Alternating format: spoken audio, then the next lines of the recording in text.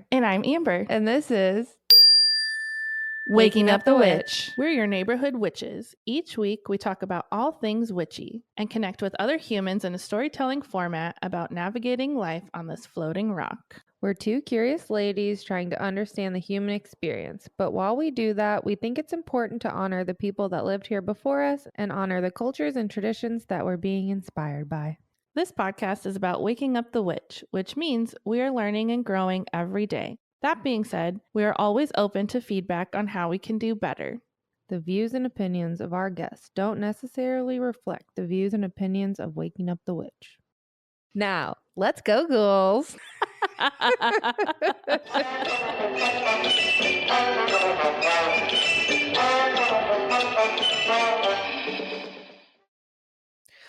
What's up, Amber? Hello from Southern Oregon. Wait, what is ours? I can't talk. I tried. You're tuned in to WUTW from Southern Oregon. I was listening to our intro for one of the other episodes because we were going to put it out today, and we're just funny. I'm glad we are. We're stupid, but I think it's love funny. it. Yeah. Stupid then. Stupid is as stupid does. How you doing? Oh, I'm so good. Okay, so today I paid my last full month's rent at this house. Yay! I have paid $32,000 in rent. Holy fuck. At this year? Yeah, this year. Ugh. At this home. I survived. That's so much money. Almost all of it by myself. I would say everything besides like 2 months I did by myself. And I survived. And I feel so happy to be finished with it. Literally. And we are moving a little bit out of town. It's on a little piece of property, and it's on this little hill, and you walk out the front door and you just look right at Mount McLaughlin. And it's only 20 minutes from like Medford town and city, and it's gonna be $500 a month. That's so nice. And I'm basically gonna be rich. I'm so excited for you guys to get back on your feet and just like out of survival mode. Yeah, that's gonna be so nice. Yeah. Especially getting into this next phase of Goldie's life and parenthood. Like you'll actually be able to feel like you can do some shit together. Yeah. And business is just like always growing and getting better. There was like a time where I was I went from the one salon, then I went to Grants Pass, and then I came back to Medford, and then I was on maternity leave for 4 months. So some people definitely fell off of my schedule, and so I'm like refilling my books, but it's getting a lot more consistent. And so in the fall I'm going to open up an extra day, and I look forward to not just being so fucking broke. I was looking up flights to Dublin, like Ireland, and they're like $600 round trip. That's so crazy. Which it literally cost me more to fly home. Yeah, that's pretty fucked up. And so I would like to, if like we pay off a lot of stuff, I would love to take my family there for Kurt's birthday. That would be so awesome for you guys, and so beautiful, and probably a really pretty time of year to go to. It's also like, how's this election gonna go? Am I gonna come home? Because like I really feel pulled. I talk so much shit all the time about moving out of this country, and like, will I ever? Who knows? But I feel pulled to Portugal, and I've never been to Portugal, and so you can get a flight from Ireland to Portugal for like $50, and then from Portugal to Spain for like $20, and Spain to Italy for like $20. So if we took like even 2 or 3 weeks, it would cost us less than a month's rent in this fucking house. That's so awesome.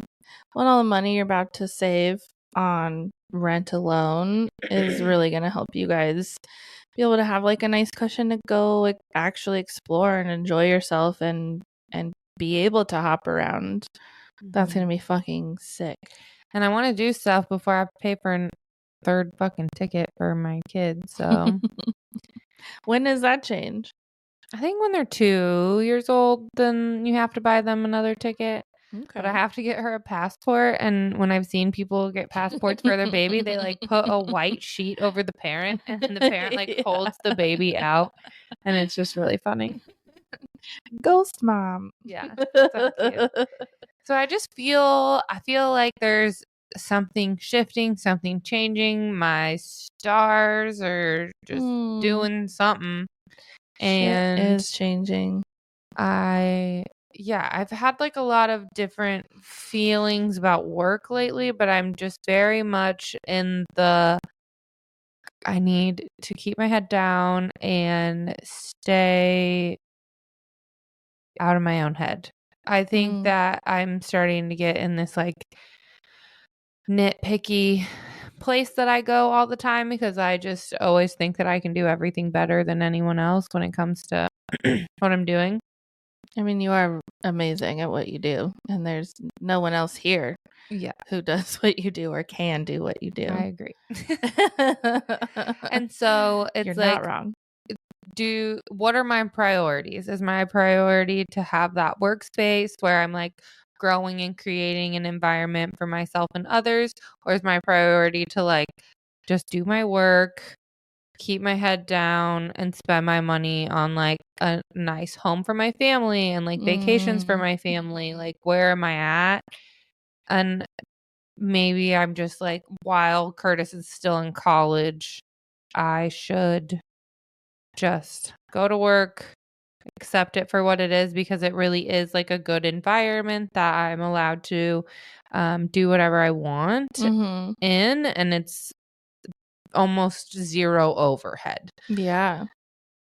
So I'm just processing out loud, but that's kind of like where I'm at with that. And I've just been feeling it really strongly lately and like having really vivid visions of what my space would look like and like how it would operate. And I don't think I need to quiet that, but maybe just like start writing it down and dreaming into it and just like having it sit in the background for a little bit. Yeah, I feel like both are possible right now, and eventually like you'll get to have the other both of having your own space again and creating that space for creativity and everything you want to create, while also having a nice home and going on vacation. Like, I think that's so a part of your future. Well, yeah, when we're not a single income household too, which again, I feel so fucking lucky that I've been able to carry my family through this time and that Curtis can stay home with her and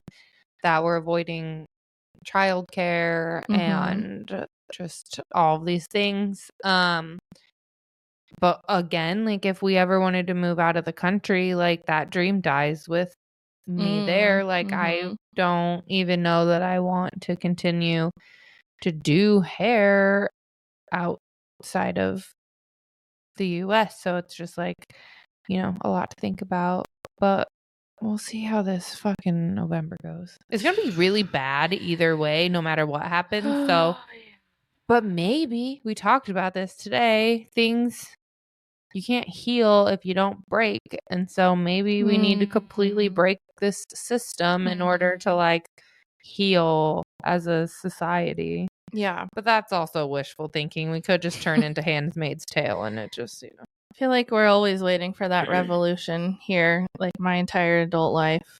And as someone who's been able to vote for almost 20 years, that is crazy. Just having that realization. You're old. Actually, 20 years. Blech, I am old. Okay, sorry, having a midlife crisis right now. Yeah, like we really have been waiting for that revolution in our generation for so long, and what the fuck does it take to get to that? Like, there was hope at one point. Yeah, a little bit. Yeah. There was a proud moment in my time. But fuck. I woke up a little mind blown and pissed off about some shit like that today. And just seeing that our what you fucking call it? I don't know. Hold on, pause. Edit. My brain is so mad I can't even think of what the fuck it's called. SCOTUS. What the fuck are they called? President? No. Oh, Supreme Court. Supreme Court, thank you. Oh, yeah. Back in. Waking up this morning and discovering that the Supreme Court had granted immunity to fucking Trump. And like in such a dangerous way that the things I was reading, apparently he can have a hit on his opponent and be granted immunity for it. That's pretty fucking mind-blowing to me. How drastic that is and how it was really exciting because literally like he was being held accountable for some other shit not too long ago, a couple weeks ago, and I was like, holy fuck, finally. And then seeing that happen today with the Supreme Court, I was like, they're all his fucking buddies. They are his buddies. Yeah. It's so crazy. So yeah, whatever, who knows what's gonna happen. I don't like either option. No, I don't think anybody does. No one does. But there's definitely that's how it always is. That's the problem. of two evils, but that's still evil. At the end of the day, we're still choosing evil. But like, what choice do we have? I don't know. But also, like, whoever is an option for president is just there because of money and like how much money they have gotten people to donate them. So whoever we ever have is not a good option. Like, we aren't, this country's not run on what they tell us it is. Nope. Something's got to break. And yeah, like you were saying, maybe it takes something super extreme. This might be scary. What puts me in prison. But like, let's go burn it down. I'll go. Just tell me where to be. I'm not gonna like start the revolution, but I'll come. I don't know what my role is. She's like, I don't consent to anything she just said. The views and opinions of my host are not necessarily the views and opinions of mine. But no, I feel the sentiment. Like, I get it. Yeah. And it's like, what the fuck do we do? Anyways, this is not a political podcast, but we do have some fucking opinions about our real life and what we have to be exposed to and deal with. And it's not fucking right. They're too fucking old. Like, come on. Yeah.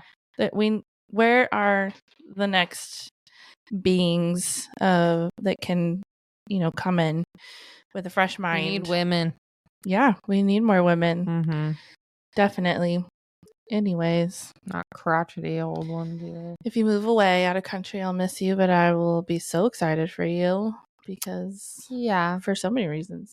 Yeah. And just Curtis, like, getting a degree in something that can be done virtually would give us a lot of freedom to do things. So Hell yeah. We'll see what happens. We'll see what happens in the future. I'm just trying to remain present and breathe and do what I can as one single individual. Keep your community tight. Yeah. I'm creating ripples in other ways. And so we'll see what happens. Yeah. Word. Yep. Anything else you want to add as an update? I think I could kind of officially say this now. Just say it, and if you need it cut, we'll cut it out. I mean, it's happening now, so I think it's fine. My husband has left the company that he's worked with that helped bring us out to Oregon, and he's doing his own company now and semi-partnering with them, so they still have like a really good, healthy, amazing relationship. And the owner of that company's actually been fucking fantastic through this whole process and really like helping Mark find a solution that's going to work for him and supporting him through that change. It's like better than we could have even ever hoped for or wished for, because things were starting to really get like painful and toxic and like uncertain. And yeah, it's been like shit's been real tight for us financially, which it's been a long time since I've felt the anxiety of that, which I'm grateful for. Because I've like grew up in my whole 20s, like living paycheck to paycheck, and it's hard to live in a nervous system with that kind of stress. And I know that that's just like regular for most people, and it's been regular for me most of my life. And this opportunity where with the job that he's been working has given us some buffer, and like being able to sell our house in Colorado gave us a lot of buffer. But now we're back down to scraping by, and so I'm excited. The future still is a bit uncertain because, starting your own company it takes a lot of resources and time and energy. And but I have like really, really high hopes that I think are realistic of like so too. What's possible. And it's exciting because even through like all of this transition and everything that we've been going through like personally with that, it's like he is still very much encouraging of like continuing doing my work that I'm doing and wanting to pour more into that. Like he still very much believes in the possibilities of Moonbees and what's being created there. And like all the things that we've been dreaming up that we want to do. And the cool thing is too, like his company that he was working for had been subleasing half of our space where my physical business is at. And so we just gained all this extra space this past week, which is so exciting because I've literally been manifesting this, like dreaming up like whenever they move out, here's the things that we can do. And like now that time is here. And of course it's like at a time where it's like, am I going to be able to pay my rent though this month? And of course I can. And this is something like advice for myself and also advice for the listener. And maybe I've said it before, but looking back on your life when you're in these moments of like stress and constriction where you're like, I don't know how I'm going to survive. I don't know how I'm going to get to the next month. Like, I guarantee every single person listening has had moments in their life like that in the past that they can look back on and see how everything fucking worked out for them, and maybe even better than they could have imagined. And that's just what I keep trying to remind myself of is like, you've lived in fight or flight like most of your life actually. And look at everything that has happened that is beautiful and has been surprising even of like where it led you, and who knows what's like around the corner through this like uncomfortable moment in our life right now. Like everything's always working out for me. I'm really fucking lucky, and I deserve good things, and new opportunities are always presenting themselves to me. I mean, you literally have like your dream business. I'm doing it. I'm fucking doing it. And like, even if that feels a little like tight and scary and how I'm going to afford it, like I'm here, I'm doing it right now. And I think just remembering that for yourself, if you also find yourself in situations like that, having gratitude for your present moment, how far your life has gotten you, even if it's hard to really grasp and like pull on something to be grateful for, I guarantee you have 3 things you can sit with to have gratitude for and know that you have always been taken care of and everything is always working out for you. Yeah. And remind yourself of that because you need to breathe and we're going to be okay. I've said this before on here, but like naming out, like looking at your life from an outsider's perspective and being like, oh, I am living in Southern Oregon with a husband that loves me and like I have my own business, and like you start saying all these things, you're like, damn, I really have it all. Yeah. Like I'm good. Yeah, exactly. So that's kind of where I've been, is just in that like trying not to fall in the like place of I'm fucked and screwed and nothing is going to happen, because I know that that's just a spiral I will not go down, and really leaning more into like the gratitude and like I've been asking for this and here I am, like all the things that are happening right now we've been asking for and they're here. Stay delusional. Yeah.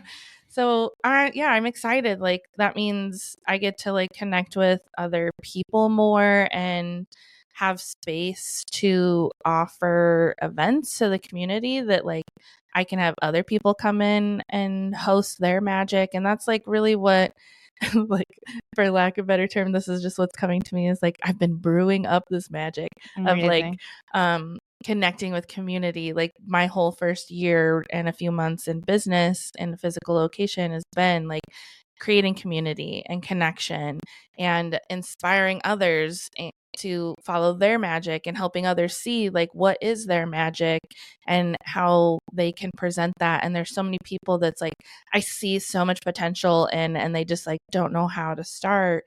And I am being a place for people that I connect with and have a vibration with, of course, like, but where they can come in and start to share those pieces of themselves with others. And it's creating like such a magical vortex of beautiful energy where more people are coming in and feeling attracted to that and wanting to be a part of. And I just feel really proud of what Moonbees has actually become. And it's far greater than I could have ever imagined when we were first like in that space and recording there and putting up the wallpaper. And it's like you helped birth the physical piece of Moonbees with me, and I'm so grateful for that. Like your energy is so infused in that, and your ability to fucking manifest shit and make dreams a reality, like that exists. Like that is part of Moonbees, her essence and who she is as I want to show entity. up for her more. You will and you do, like on ways that maybe you don't realize. And so I'm really grateful for that. I'm grateful for you, and I'm excited to see like what the fuck we get to create there and the maybe magic we get to write up a class. Hell yeah, please do. Your space. And like maybe we can do something together like we always used to talk about. You know, it's like we can create so much. So yeah, I'm excited for whatever is next there at that space. And yesterday I did Rebecca Campbell's online Akashic Records attunement. So I'm excited to like kind of start to see how I get to play with the Akashic Records and how I get to use that and how that's unique for me, because that's the cool thing about practitioners. Everything that we do, like it's infused with your own magic and your own toolbox. So it's always going to look different, like practitioner to practitioner. I want that. So I'm fucking stoked. I have some work to do, but I am excited to see like what gets birthed. It's definitely like another piece of the puzzle that I've been wanting to embrace and step into for probably as long as it's been that I started learning Reiki. So it feels like a full circle moment, and yeah, shit's happening. Like so much is around the corner for us. So I'm excited, and I'm proud of you. Thank you. I'm proud of you too. I'm proud of Mark. We've come a long way, all of us. I'm proud of Curtis. And Curtis is editing our podcast right now and doing such an amazing job.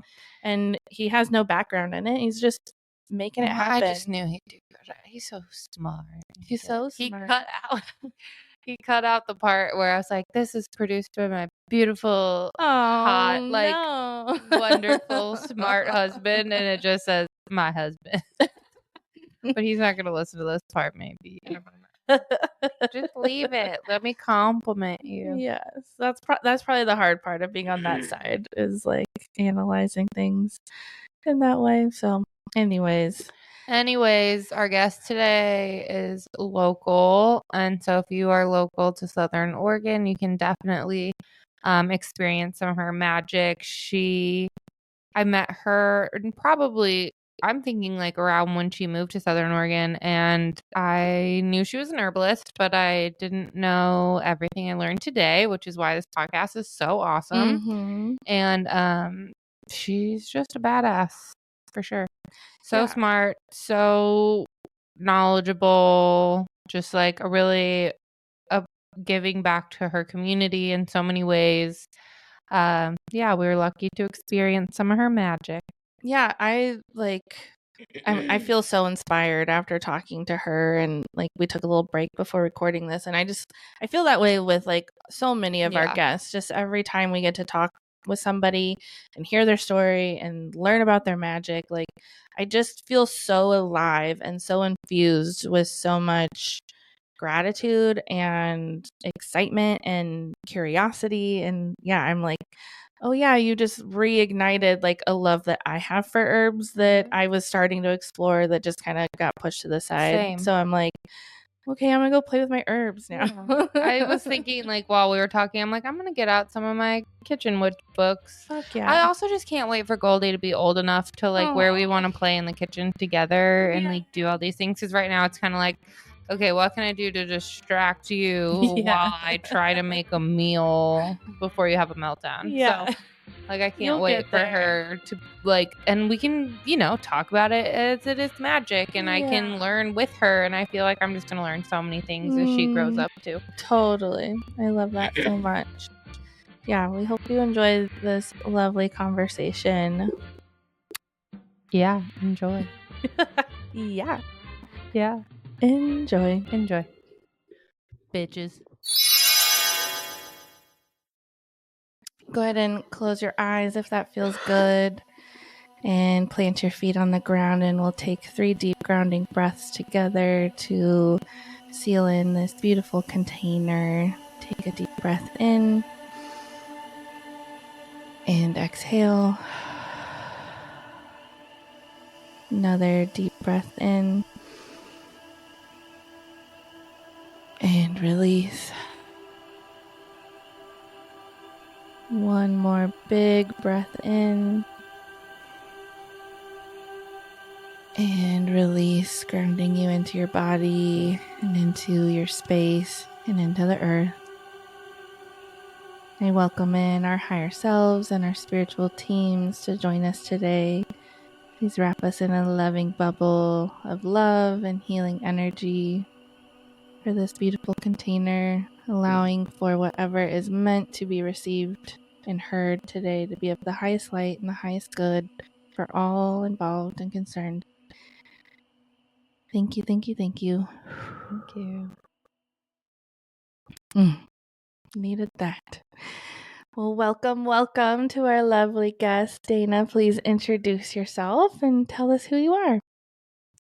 Hello, my name is Dana Aronson, and I have a background in herbalism, specifically clinical herbalism, as well as mobile first aid, herbal first aid, and wellness clinics as well. So those are some of my biggest things that show up for me as of recent. Yeah. So cool. Well, thanks for being here with us. Yeah. How about you start from the beginning and telling us a little bit about yourself? Yeah, totally. Thank you. I was born and raised in and around the Bay Area. So I was a coastal kid growing up. I was raised in Santa Cruz, California, and I loved it there. I had the ocean, I had the redwoods, I had short drives to the mountains, short drive to the desert. Well, kind of short drive to the desert. But yeah, just growing up in California in general, there was like a lot of biodiversity. And I was very fortunate that I had one of my parents who loved the outdoors, who loved camping. And that was very much a part of my world growing up.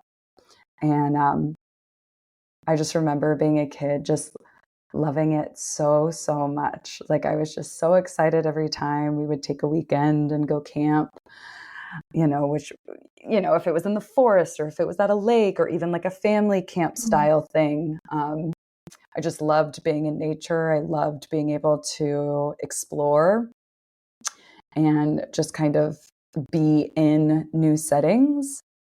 And then partially like vacation, right? Yeah. And so I think really that my father really did like kind of do these things early on that really formed my experience and my relationship with nature that did, over time get me to where I'm at today. And I feel very fortunate for him. Amazing. Yeah. That's so great. I've heard Santa Cruz is amazing. Always wanted to visit there. Yes. Yeah. It's a really special place. And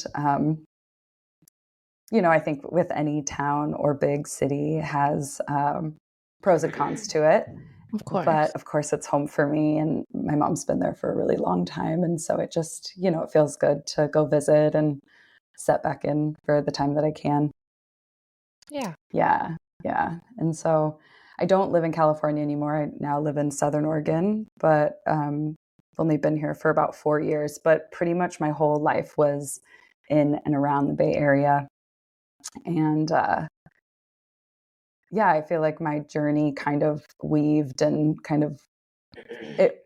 I think some people are like, plants have just been like a part of my world ever since the day I was born. And I didn't have, other than like being in nature, like my parents were very, like I grew up in the 90s. And so like I was I was very much like, drink your milk at dinner and like some hamburger helper here and like some like canned broccoli here, and like no shame or like judgment to my parents, but same.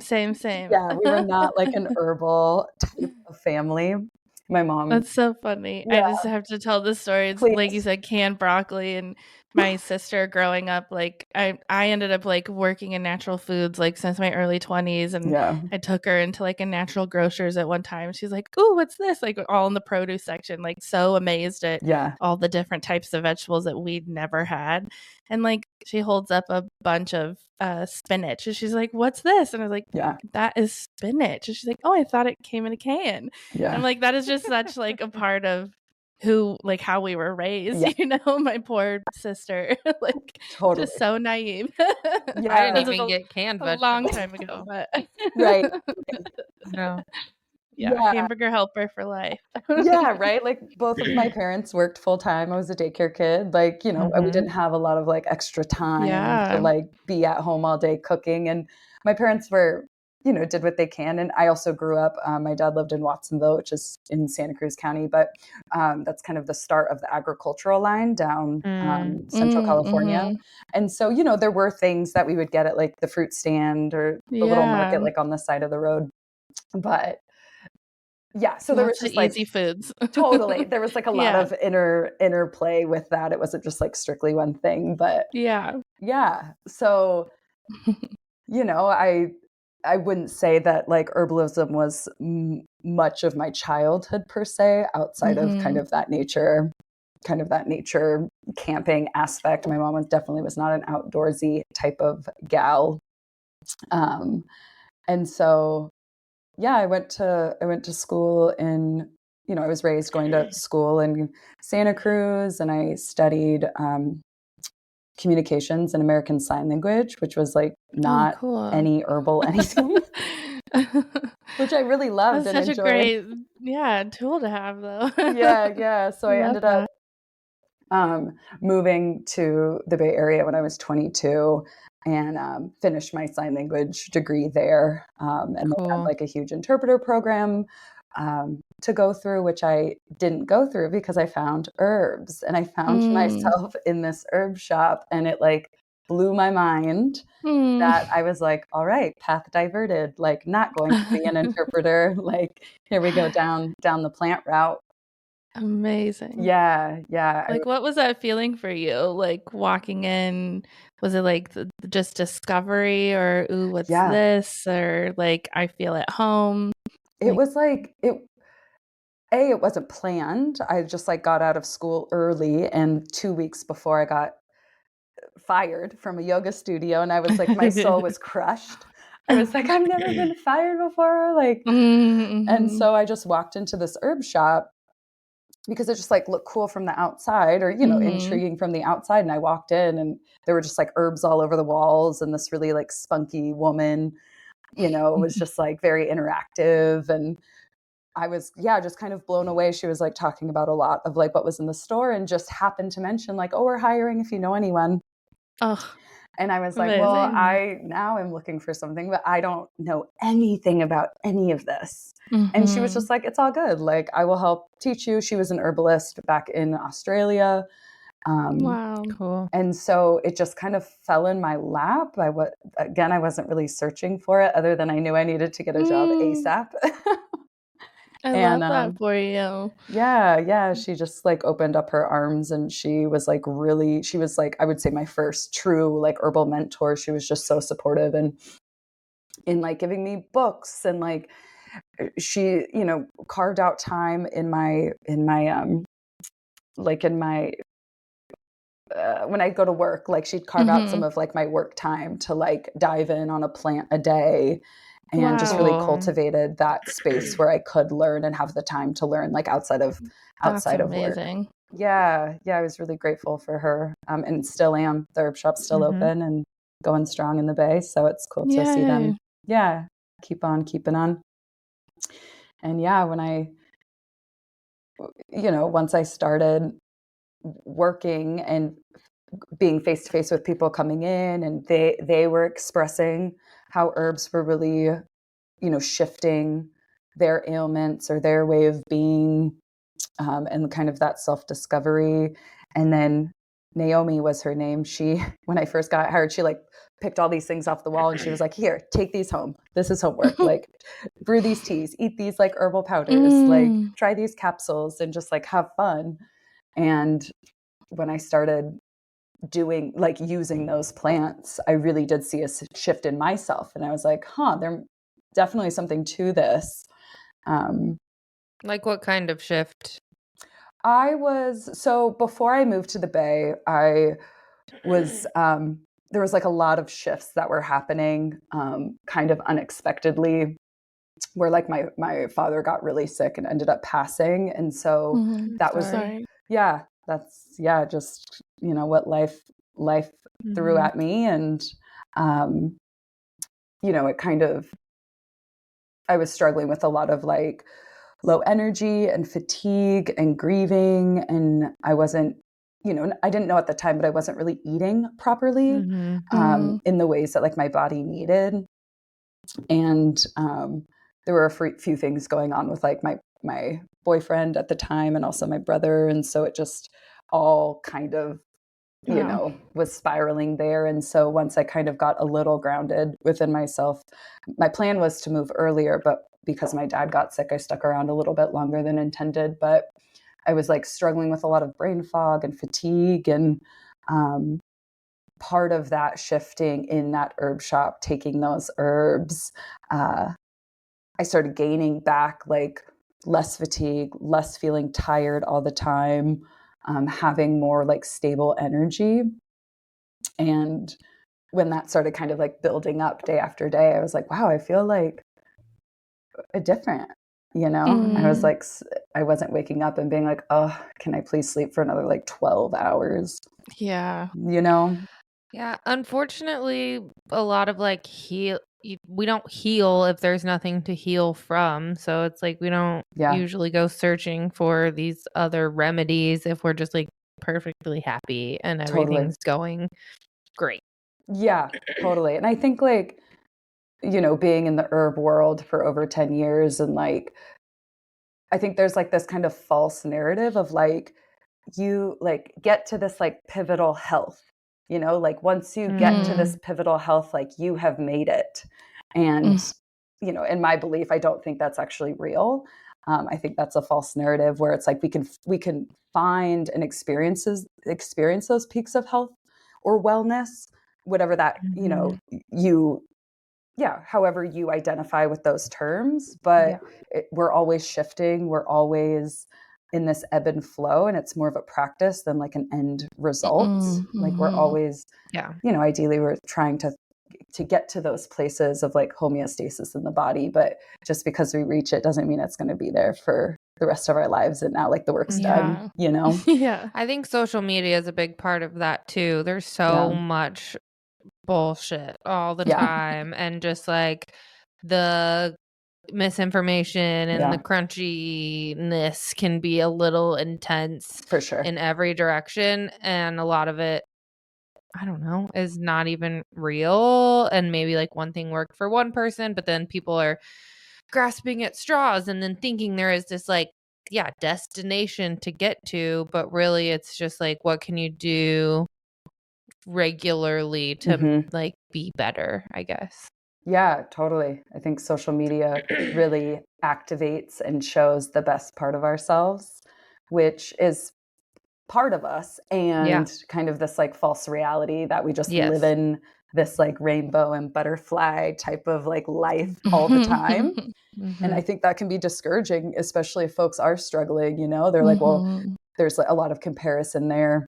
Yeah. And then that can only, you know, it doesn't help, you know, mentally, and in this way of like, yeah, it just seems unobtainable, because it is, because we aren't perfect. And yeah. And then with like, I think herbalism and herbs and plants are so nuanced, and unfortunately, like 120 words on your Instagram post or however many for Twitter, is just not going to suffice. Like, it gives you such a small glimpse, and the relationship is so much deeper. And so, you know, I'm on social media. I use social media, but also like I didn't grow up. It's free marketing. Totally. Yeah. And I didn't grow up with social media, you know, like I did not have smartphones when I was growing up. And so I feel like I do a semi-okay job distinguishing, you know, navigating that social media. But for people that have, it's a little harder to, I think people take that social media post at face value. And, you know, I think that can be really beautiful sometimes, but then that can also hinder this big, deep nuance of what plants are and relationship and work are. Yeah. Totally. Yeah. So, you were working at the herb shop.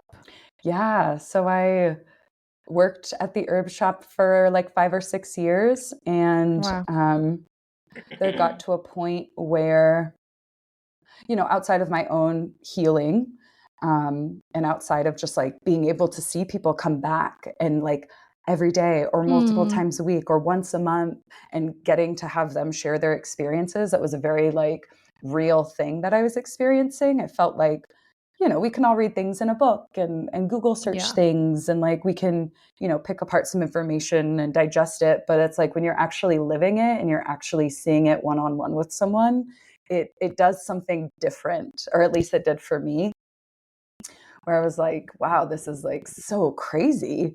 And when I was working at the herb shop, one of my friends who also worked there was like, hey, have you ever heard of this like low cost herb clinic in Berkeley? And I was like, no, tell me about it. And she was like, well, it's an herb school and a low cost clinic, and you can see student clinicians, and it's, you know, it's pretty inexpensive. You should check it out. Because, you know, there were herbs that were helping me, but I still were struggling with like some other things. And so I ended up making an appointment and walking into this herbal brick, beautiful space that was like very homely and like very like small and quaint, but just like had this vibe and like feel to it. And I was just like blown away. I was like, what is this place? How can I be a part of this? What is going on here? I want all the information. So I started working with a clinic, like student clinic herbalist. And that really did change. Like, I would say like that moment in time, like definitely changed the trajectory. You know, everything builds on each other, but, I had my initial consultation was 2 hours, and like, tell me the last time you sat in your doctor's office for 2 hours. I want that. You know? And then just like, yeah, talking with someone face to face, like really feeling like she was really listening. And also like, she gave me the space to like really express what was going on. And we didn't just talk about like what symptom I was having. It was like, well, let's go into your family history. Let's go, like, when did this start shifting? You know, what about your mental and spiritual and emotional health? And it was just like so much different than the allopathic model that was like very symptom based, which I grew up in, right? Something hurts, you go to the doctor. Something happens, you go to the doctor, and you get prescribed whatever you get prescribed, and that's it. And yeah, I was just so taken aback by the presence of that session that I ended up seeing her for a little while. We definitely found out that's when I found out, oh, I'm not actually eating enough fat and protein to survive. And wow. even just that little shift outside of even the herbal formulas that were recommended to me, I was like, wow, like I never get to talk about diet in the doctor's office. Like I would have never put two and two together. And she was just like, wow, you're just like actually not eating enough. And, it didn't like dawn on me that I was doing that, of course. And even shifting that changed so much for me. And so I was really appreciative of her and her guide, just kind of guiding me to these things that were my blind spots. I had no idea. And then, working at the herb shop, and I did some traveling, and on my last, travel stint, I just got really clear and was like, this is a long-term thing. I'm going to divert this American Sign Language thing and get onto this herbal path and take it really seriously just outside of the herb shop. And that's when I officially put myself in like what you would call like herbal school, or like an herbal program in Berkeley at the Berkeley Herbal Center. And so I did a whole schooling and then a 2-year clinical internship there. And while I was in school, I was just like just my mind was blown every single day. So cool. Yeah, it was really, really cool learning a lot about different body systems, learning how to make medicine from plants, learning how to formulate, learning how to sit with plants and calm that mind down and really just be present with plants and how they can interact with us if it, in a way that's different from just like talking. Mm-hmm. Yeah, it was really beautiful. Forever grateful. It gives me chills. It's like at just hearing you talk about your journey to becoming a clinical herbalist. It's like you are so on the right path, and just like you walking into that herb store was just a synchronistic moment for you of like, I have arrived at my destination to where my whole life is now going to happen and change, and I get to be me. Yeah. It just feels like that to me for you. Yeah, I always wonder like if Naomi was like, oh, you don't know much about herbs. Like, I'm sorry, I'm looking for someone that like knows their background of herbs. I was just like, I was just kind of put in the right place at the right time. And I'm sure it was fun for her too to like, go back to basics and like watch you, like she was mentoring you and just like watching you develop and learn. And like you were saying, seeing these people coming back and hearing their stories, and like not just having your own stories, but like actually seeing the difference happening in front of you. Such a gift that she gave you, and like the universe just led you right there. And I think like even within like my herbal path, and I wasn't necessarily thinking about it in that moment of like getting hired or going in for an interview, but I just realized like through my journey with plants and finding what I really am passionate about, like as I kind of like close the scope a little bit, like it's like plants, okay, that's like the overarching umbrella, but like what about plants? Is it clinical work? Is it first aid? And I found that for myself, anytime I could say yes to something that was like even minorly intriguing, I really felt like that was helpful for me to gain clarity of what I was passionate about. And if I loved it, great, keep going with it. And if I didn't, great, don't go back and don't do it again. Like it's all good. And that's really where I found first aid and like acute herbal first aid and mobile clinics. Similar thing. I was like, I know a lot about plants, but I've never worked in a first aid setting per se, or like a clinic, like a mobile clinic setting. And someone was just like, I'll help you, like, come along. And same thing. I just kind of was like very, it was just very eye-opening, and I was hooked immediately. And also very blessed. And sorry. No, it's okay. I'm just interested how you got to Southern Oregon, because I do want to hear more about how like you're working in the clinic and the like mobile first aid and stuff, because you're local and that's so cool. And I like really want to know what that looks like here, but I do want to know like what brought you from California up here. Totally. Yeah. So my first, actually my first aid wellness clinic was at a gathering in Oregon, still while I was living in the Bay, kind of Eastern Oregon. And I was doing some mobile first aid work, and like I started a wound care clinic with a dear herbalist friend of mine, Lisa, and we in Oakland. And basically how I got here to Oregon was I was living in West Oakland. My partner at the time also was living in Oakland, and he lost his housing a year prior to me starting to lose my housing. And so as I was losing my housing, since he was also born and raised in the Bay, I was in the Bay, I was just like, do we want to try something different? Like, are we a full yes in being in the Bay? And both of us just kind of looked at each other and we're like, let's try something different. And so because we were kind of Bay Area folk and my family's still there, I didn't want to move too far away. And I was still very attached to the West Coast. And so our friend moved to Grants Pass for work, and he was living in a decent sized house where there was like rooms available. It was just him at the time. Awesome. And he basically was like, hey, do you want to just try to come up here? And you don't have to be on the lease. I've already done the down deposit. Like, I'm already living here. You can just kind of come and feel it out. And we got there, and yeah, it was just so beautiful. And it's so beautiful. Just really just setting into that. And then COVID hit. So I moved up here in 2019, and then COVID hit. And this is where you are now.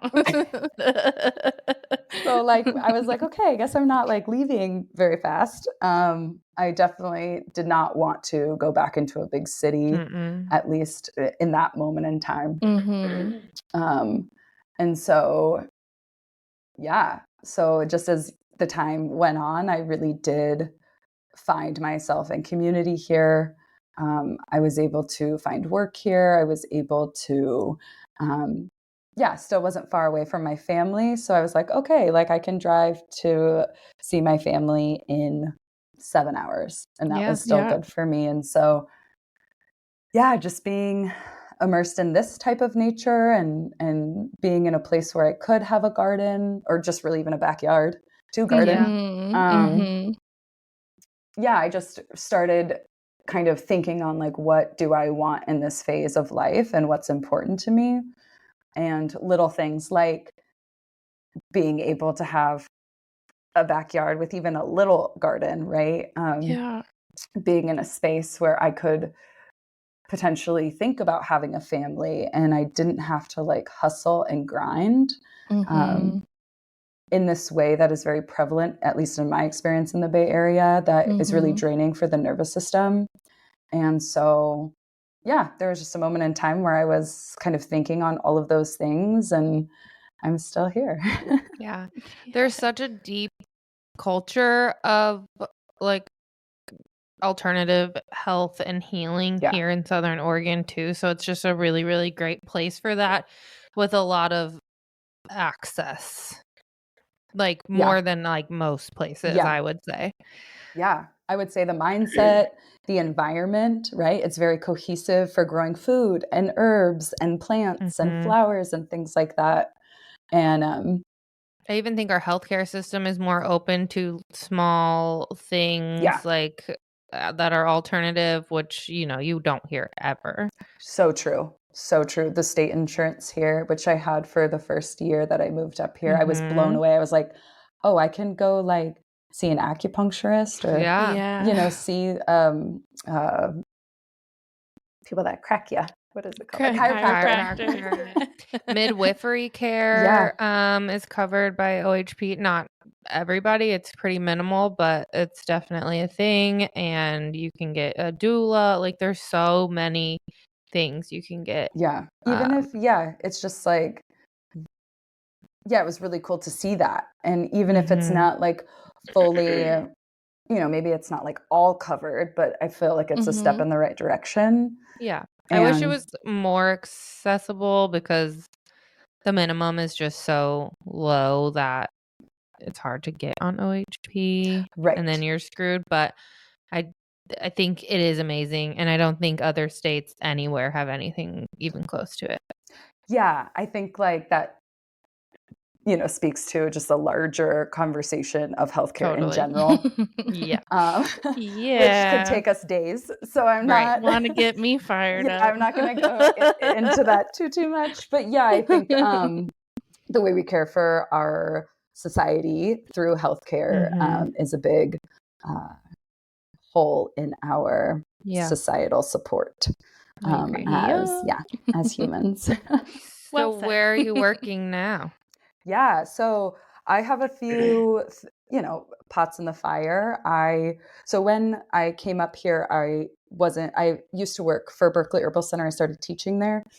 And so when I moved up here, I, more or less quit or just said, I'm moving on. And because COVID hit, and the in-person school was shifting to try and assess like how they're going to do this whole pandemic thing in person. The director at the time approached me and asked if I wanted to take on an online program that mirrored the in-person. Wow. Very cool. And so we got together. It's still through Berkeley Herbal Center, but I basically run their 2-year program that mirrors their 2-year in-person program. And so I am the academic director and also medicine making teacher. And then Amazing. I also teach lecture as well, but there's a crew of us teachers. So I'm not the only teacher, but I do that part-time. And then I work for a clinic in Ashland called the Madiri Center. And we are an herbal alternative clinic that focuses on cancer research and cancer care. Wow. And so Donnie Yance is the person who started it, still very active in this clinic, but he's been doing cancer research and herbal support for, I don't know, probably like 20 or 30 years, like as long as I've been alive, probably. Wow. And so, we have a lot of different alternative practitioners like herbalists, nutritionists, naturopathic doctors, and we have a whole apothecary of many, many, many plants and different varieties of plants, like different medicinal preparations of plants.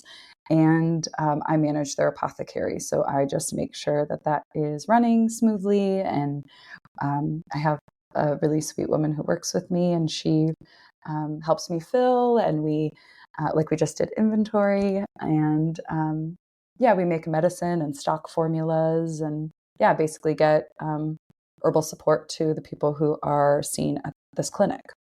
Wow. Yeah. Is that the only way to access the apothecary? It is. Yeah. Okay. We are not open to the public. So you can either be a client or patient here, or if you are a practitioner with the credentials that we ask for, you can put in your formulas for us to fill and either send back to you or send to your clients that aren't necessarily at Madiri, but in your practice. But yeah, unfortunately, we're not just like an open face apothecary. That's good. And then do you just see people that are going through cancer? No. So we actually see anyone and everyone with any health complaint. I would say most people know our clinic because of that cancer interface. But yeah, we see people with a lot of like chronic illness like Lyme's or SIBO or gut stuff, things for the nervous system. I mean, it's a whole range of everything. So you don't necessarily have to have cancer to come to this clinic. I want to come. Yeah, come. I know. I don't know what's wrong with me, but figure something out quickly and then come. I'll think about it. Yeah, and so this is my main like full-time job, and then during the summer I do mobile clinics and wellness spaces for mainly gatherings at this point. Cool. And I was doing a little disaster relief when we had our fires here. The Phoenix fires in 20. You made me some oh yes, some medicine for the smoke, and I took it every day. Beautiful. Yeah. We were doing some like pop-up work where people were lost their everything, and they we had kind of these spots where people could come and access free medicine, free herbal support through through donations, honestly, Wow. A lot of people just donated herbs or money or time, and we were able to just disperse that out to whoever needed it. That's so amazing. Yeah. What does like first aid look like in the herbal world? Yeah, I think first aid is really interesting because it is a way to experience herbs work very quickly, where sometimes when we have chronic, long-standing ailments, sometimes it takes a little while for herbs and lifestyle shifts to happen where you see results. So there's both and, right? Yeah. Depending on what you're working with. And so with first aid, we're using plants in a very acute setting where people can see results very quickly, which is really cool because it's exciting when you see that. Yeah. Whether that's like me It's like magic. It is like magic. Plants are magic. Yeah, plants are magic. Yeah. And so I started first aid doing like a wellness first aid space at a really, really big festival gathering where we did have medic on site. They had like their own full on like medic style tent. But, we were in relationship with them. So they would essentially, if someone came in where it wasn't like life or death or like a broken bone, they would send people to us. So we were helping with heat exhaustion and constipation and rashes or nosebleeds or a twisted ankle or, someone got something in their eye. And so we saw over 1,000 people that weekend, extended weekend. Cool. And we give out topical medicine, like topical support, like salves and liniments and soaks like wound wash. And then we have things. What was the gathering? That one was Symbiosis. Cool. The Symbiosis Eclipse gathering. And so we got a grant to set something like that up. So awesome. Yeah. And then when I got hooked there, I went back to Oakland, and my friend Lisa was really approached by a nonprofit needle exchange called Punks with Lunch. And they've been around the Bay for a very long time. And they started out with just giving out bagged lunches to people who were unhoused. And they approached us and asked if we would be interested in offering wound care for people because they were a needle exchange. They were working with unhoused communities. They were seeing a lot of festering wounds and people asking for support outside of just the modern medical system. And so, her and I just had a table and some herbs and some tea and just kind of played it by ear, in the sense of just like showing up and seeing what was needed and asked for, and then just kind of shifting our protocols and what we were bringing to better support the people who we were That's so there amazing. For. Yeah, it was intense on a lot of different levels. Yeah. And but it was a really cool learning experience. And again, seeing these wounds that are like open and festering and realizing, okay, like how are you going to offer care? And you might not see this person ever again, right? You know that they are probably going to still be using substances. Mainly, we were seeing people with wounds from IV use. And also like, okay, a lot of these people are unhoused. Like, what about water? What about, quote unquote, sanitation as much as possible? And really having to factor that in into our protocols in the way that we discussed maintenance to people, right? Like, it's very different talking about wound care when you have a house and a sink and clean water and, enough food to survive. Yeah. Where that was very different in these instances. And it was a very humbling experience. And I think for me personally, I didn't realize how much I gained in the world of compassion around substance use. I come from a family where there was a lot of substance use, and a lot comes with that. And a lot of resentment and anger and just being around people one-on-one and just humanizing them a lot more and just understanding their stories. If they did share their stories, it just kind of made me see a different part of society where I'm like, yeah, it just shifted that for me. So I was able to work with my own self and my own stuff with anger and resentment towards people that I loved, and really did kind of come at this, finding these ways of like what I call compassionate harm reduction. So it's like, we don't need to alienate these people. Like I want to offer care and support in any way that someone's asking, and I don't need to place judgment or my opinions or thoughts around like their lifestyle, which is very much ingrained in our society. Yeah. Mm-hmm. Yeah, and it's really prevalent all across the West Coast. It's a big thing. Yeah, totally. And so with herbs, they work very fast, and we use a lot of different preparations depending on the wound, and we can see great results very quickly. Awesome. That's so amazing. Yeah, it's really cool. What a journey you've been on. Yeah. I mean, like, I knew you were cool, but I didn't know you did so many things. Taylor. Fascinating. We can only get so much out in like a 1 or 2 hour haircut session, right? Like so good. You're cool. so smart too. I just I appreciate that. Okay, I have a couple questions because I want to keep us like on track. Mm-hmm. But Please. how can someone so a lot of our listeners maybe don't live on the West Coast or somewhere that there's as much access to these things. And so what is a way to make it more approachable for someone out there anywhere in America or anywhere in the world? And then just like little thing, because it can also be a little overwhelming. There's so much information. So it's like how to make that more bite-sized, I guess. Yeah, totally.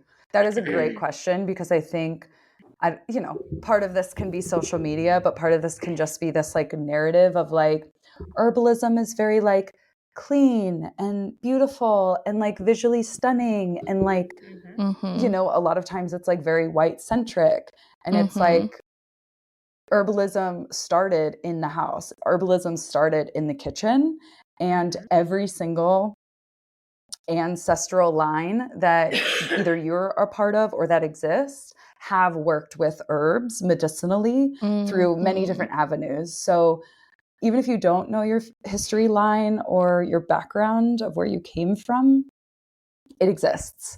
And so I think really just being real and being like, starting with your herb spice cabinet or your spice cabinet. I think people don't even think about how amazing rosemary is, or cinnamon, or ginger, or garlic, or onion, and fire cider is, I feel like, such a poster child of kitchen medicine, because you literally go to the grocery store and get the things you need, and you make this amazing preparation that is so good for just general immune wellness, let's say, without getting too heady. But, you use it during the cold and flu months a lot of the times. And we're very disconnected from food as medicine. I know I was, right? Yeah. So it's like people think they need to have an herb store. People think they need to live in this big bustling city. And it's like, no, just go to your grocery store. What do you already have too? Exactly. Like, what's in your cupboard? Exactly. And you don't need a huge garden to grow herbs. Like, you can literally have one pot on your counter or in your windowsill or on your stairs leading up to your house or wherever, where it can produce so much medicine that you can start forming those relationships with those plants that you're growing. And so I think trying to pare it down as much as possible can be very digestible for someone that is feeling like they're excited and curious about it, but maybe standoffish, like, well, I don't look this way, or I'm not in a big city, or I don't have the language around it yet. That can be discouraging. And so, get in your spice cabinet and play around. And it's like you can find chamomile tea bags pretty much anywhere a grocery store is, right? And so, I think, what is fire cider? And can you give us a little bit like just give us a little quick and dirty recipe that somebody can maybe try at home. Yeah, totally. If they hear this. Yeah, so Love that. Yeah, fire cider was coined by Rosemary Gladstar, which is a woman who's been in the herbal game for a very long time. You can Google her, Rosemary Gladstar. And so this brew was kind of cultivated in the 80s, but essentially it is something that's very antimicrobial, so can kind of ward off bacterial, viral, and fungal infections. It's very warming to the body. It can also help you sweat to help break a fever if you do get sick. And a lot of times your recovery process of when you do get sick can speed up. So there isn't like a magic herb that you can take once you're sick and then tomorrow you wake up and you're like, oh, I'm fully better. But just your way of healing is a little faster. And so fire cider consists of like one onion, one clove of garlic, or one like bundle of garlic, some sort of pepper. So that can be like cayenne pepper or jalapenos or habaneros, like Thai peppers. It can really be whatever you want it to be. And people put horseradish and lemon and oregano and thyme. And all of it shifts a little bit. Everyone has their own variety and flavor of fire cider, but you would essentially chop those up, put them in a jar, and fill it to the top with apple cider vinegar, which you can also find at the grocery store. And then you would let that sit for 2 to 4 weeks. And then when that's finished, you can strain out all of those herbs and foods. And then you have this infused drink. And so some people will put honey in it. Yeah. Because it is very fiery and hot and spicy. Some people love that, but some people want to maybe sour. Yeah, sour, very pungent. So you can add honey to mitigate that kind of fiery sensation in the mouth. And then you would you could take it daily as a preventative. You can also just up that dose and take it if you feel like a little sickness coming on, or you feel like your throat getting a little scratchy. And I need to take mine. Yeah, right. It's in the fridge. Okay, I haven't been drinking mine because my acupuncturist told me to stop doing spicy stuff because I have eczema. And so I'm like, should I not be doing the fire cider because of the spiciness, not just kind of sitting there? Sometimes that can flare up already hot, agitated environments, which a lot of times skin rashes tend to be. And then, of course, like, I'm not giving advice per se. So check in with your doctor, y'all, or your primary care physician. But what was I going to say? But yeah, there are things that we want to be careful, like breastfeeding or pregnancy. You want to tread a little lightly with certain herbs. And yeah, if it exacerbates an ailment that you already have, it probably isn't the best support for you.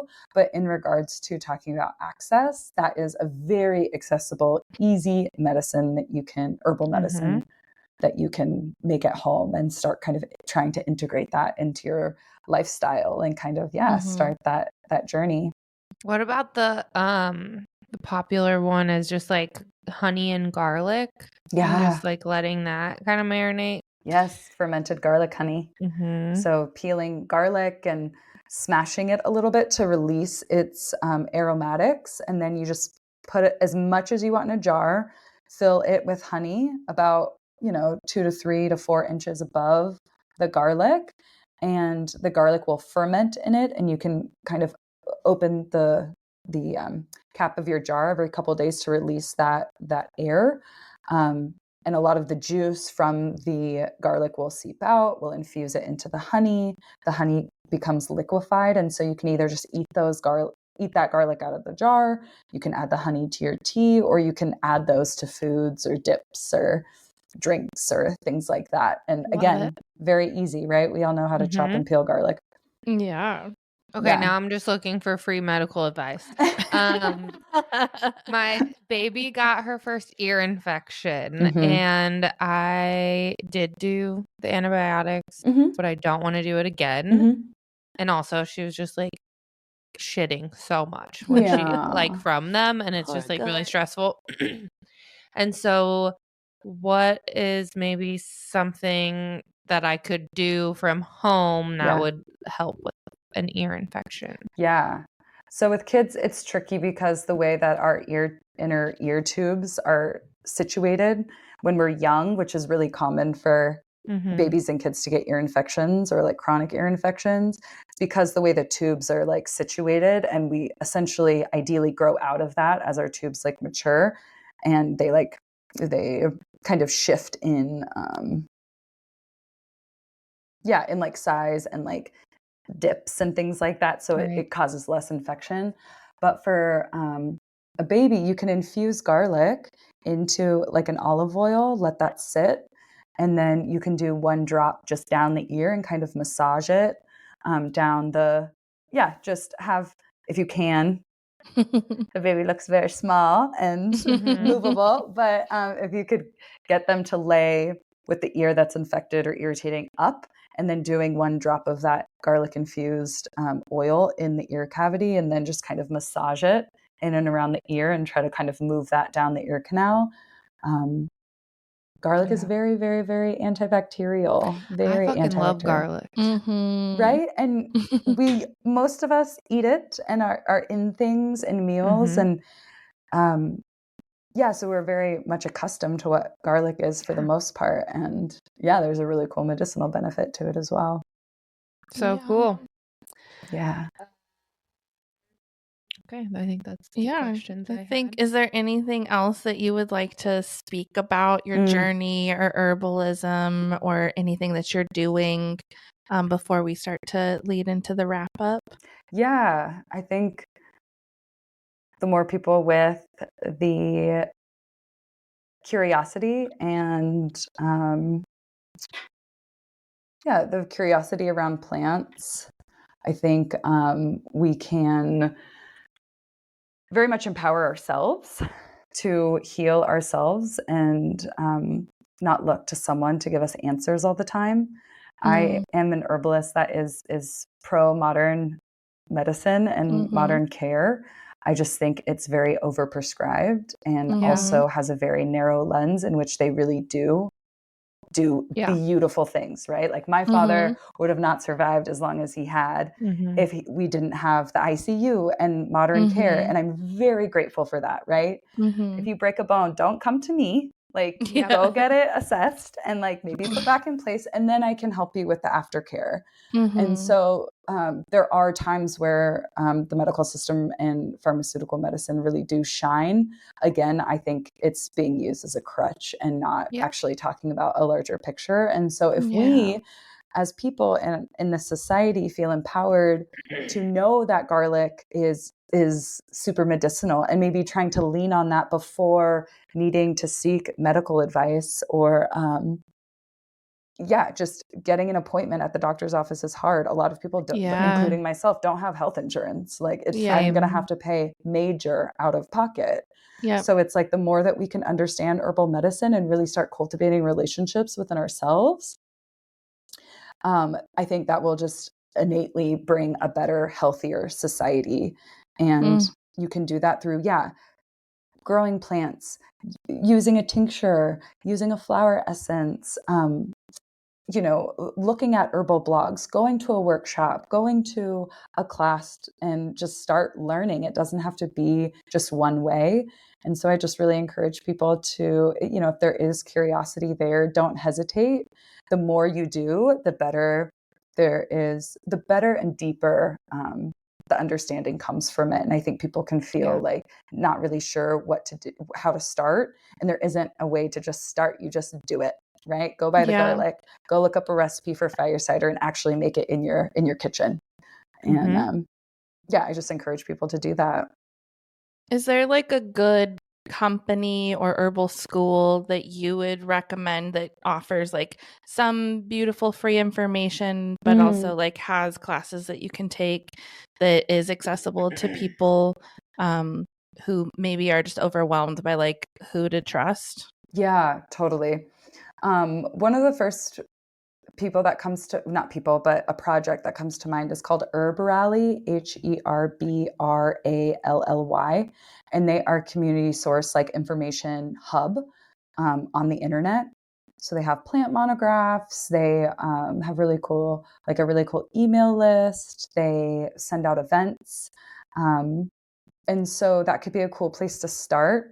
You can also just see if you have a local herb shop or local herbalists in your area offering, apothecary support list. So like making their own different types of medicines or offering classes or herb walks.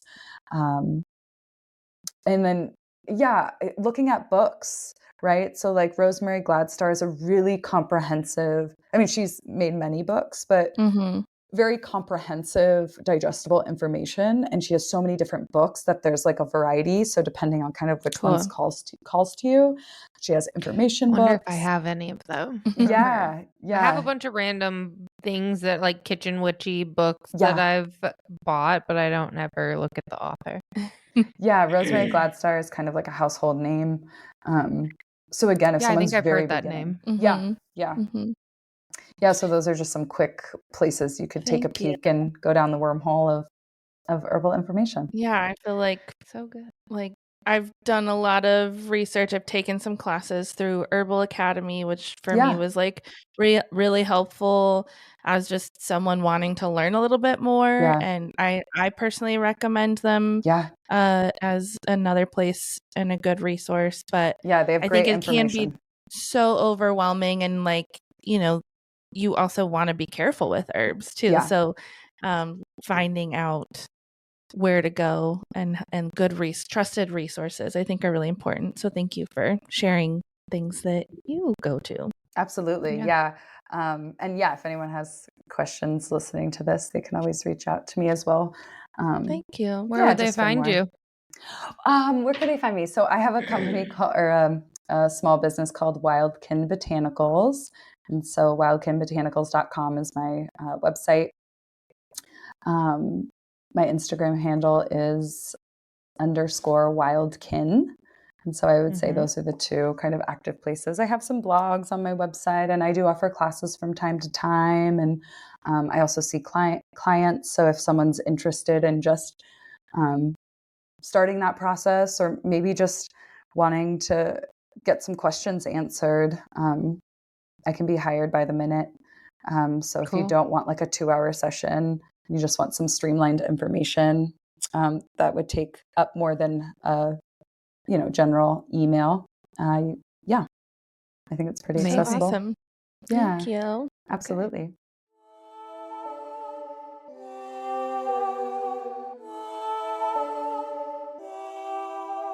Do we do the card first?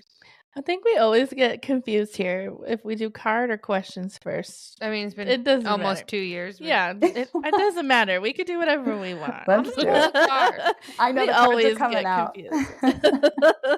What do we do? Who's our boss? Who do you ask the questions to? I'm gonna do the Radiant Wilds Atlas, the Radiant Wilds, tarot. Just because they're really pretty, and I feel like obsessed with this deck. I'm just gonna pull that card.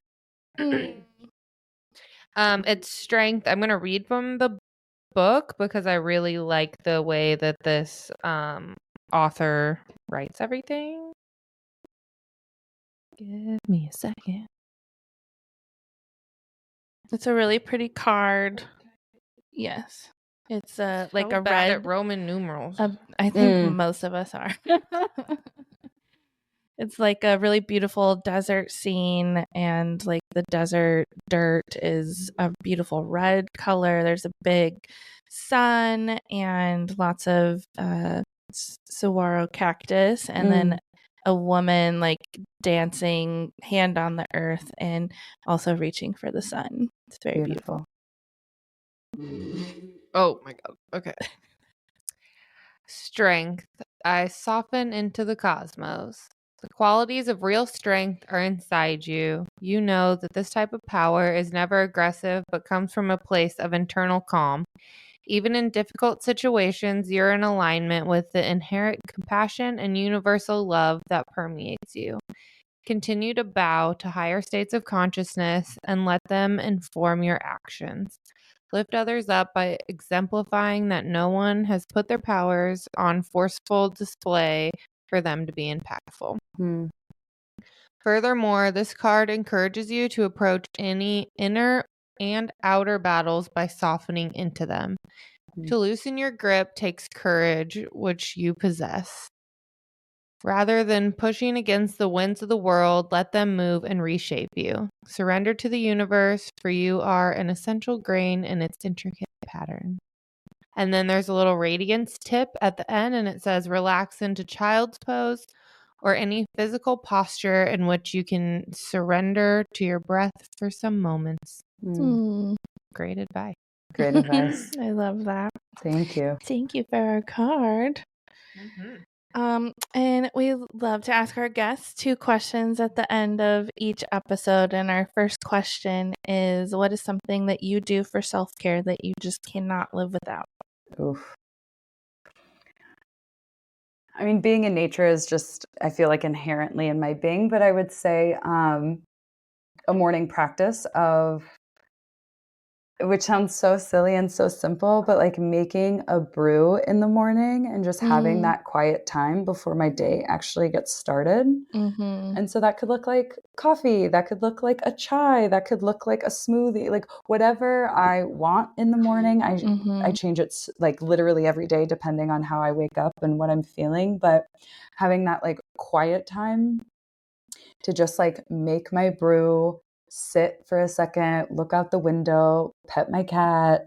And that really does start my day like so grounded. And it really will shift how I show up in the world on a day-to-day basis. Amazing. I love that. And simple really is always the best. Yeah, I can't do that right now. Oh, yeah. Okay, well, I don't got no baby right now. So. But that sounds so nice for you. Yeah. I'll do it for us. Okay, Taylor? Thank you, Dana. I'm like, okay, chaos over here. Yeah, waking up.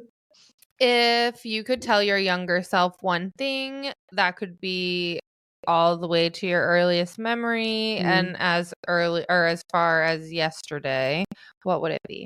I said that really weird, but you know what I mean. What would you tell your younger self? Yeah. I would probably say speak and live your truth. Ooh, yeah.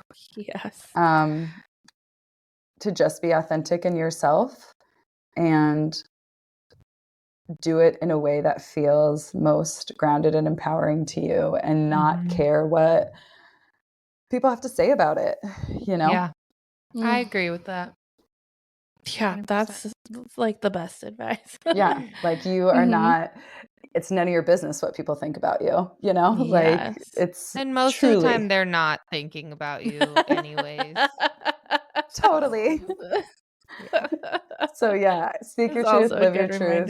Yeah. Also like, you know, as cheesy as it sounds, like radiate love, like try to come from a place of love and understanding or trying to understand, because I think there's a lot of divisiveness and it's very easy to be mean and it's very hard to truly care. I agree. Coming from someone who's sharp on the tongue. So I'm not perfect, but just trying to make that a practice. Yeah. Beautiful. Yeah. I'll do that too. I love that. All right. Awesome. What do you think, Amber? Well, this is the part where we tell our listeners how to go take care of themselves. And today, it's something that I do almost daily, be it both in the morning and at night when I come home from work, or at least once a day. I personally love to just go sit out in my garden and like connect with the plants and look at the sky and the trees and like try to leave my phone down for at least 5 to 10 minutes and just take some breaths and silence, be with yourself and the plants. What would you do, Taylor? I think try a new herb, whether it's just something you can sprinkle on your pasta or your omelet, or if it's a new herb you've been curious about and you want to brew it into a tea. Love it. Beautiful. What about you, Dana? Oh, me too. Okay. I would say get outside as much as possible. Even if that just means like drinking your cup of coffee or whatever outside, or before you go to sleep, try to put your feet on the ground. My favorite. Yeah. Oh, yeah. Well, thank you so much for your time. I know it's valuable and you are a busy lady, but this was amazing. Yeah, and we're so grateful. Thank you for the invite. Thank you.